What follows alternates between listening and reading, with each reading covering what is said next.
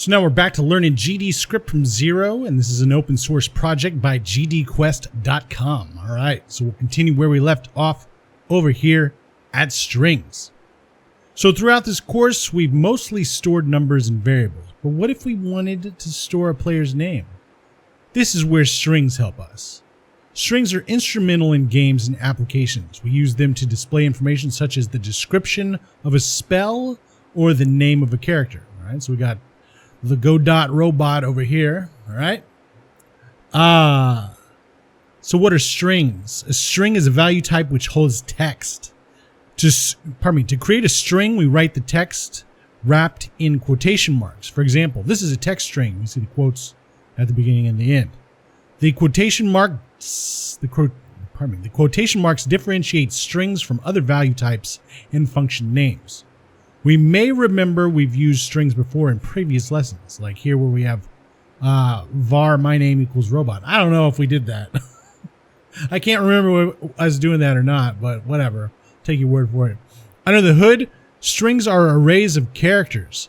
In fact, we can use a for loop to loop through the characters of a string as we would with any other array.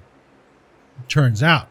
So we've got func run for character in robot print character, right? So we go step, there it is right here, character R, print it, robot. And we just go all the way to the end and it does it like that. Awesome.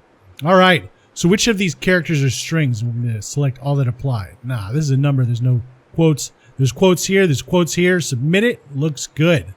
All right.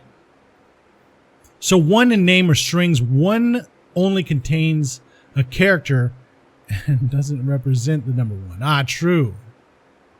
And then a name is made up of 4 different characters. Okay, cool. Anyway, why we use strings. Every piece of text we see in this app is a string that Godot is displaying for us. Okay, so I guess this thing's made in Godot.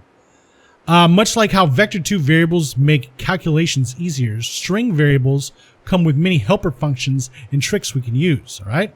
We can use arrays to store strings too. This is useful for chaining animations. In this example, the play animation function plays a specific animation, okay? So we've got var combo jump damage jump level, all right? And so func perform combo, when we call this, when we run it here, it's going to say for action in combo. So each one of these is going to be an action. We're going to do play animation action, all right? So let's perform the combo. Jump, damage, jump, level. All right, there we go. So there's those 5. 1, 2, 3, 4, 5. There we go. All right. So in the next few practices, we're going to use strings in combination with different concepts from earlier lessons. Okay. So here's the practices. We've got creating string variables, which we're going to give the robot a readable name using a string stored in a variable. All right. So let's practice. So here we go. We got the goals. Currently, the robot has a number stored in the robot name variable. Yes, it does. We're going to change the robot name variable so that it's a string instead. We can give it any name we like. You know what we're going to do? Oh, that's an invalid name right there. We're going to give it the old Godot robot. Godot robot. There we go. Invalid name. How about that? Is that still it? Oh, we haven't ran it yet. All right, so let's run it. Godot robot. There we go. All right. So let's go to the next one. We've got using an array of strings to play a combo. Okay. So in this practice, we're going to chain together animations using an array of strings. We might find such combos in fighting games. Okay. The robot has the following animation names. Jab. This makes the robot perform a quick punch. Uppercut. The robot uses a powerful jumping punch. Okay. We're going to populate the combo array, okay, with animation names as strings.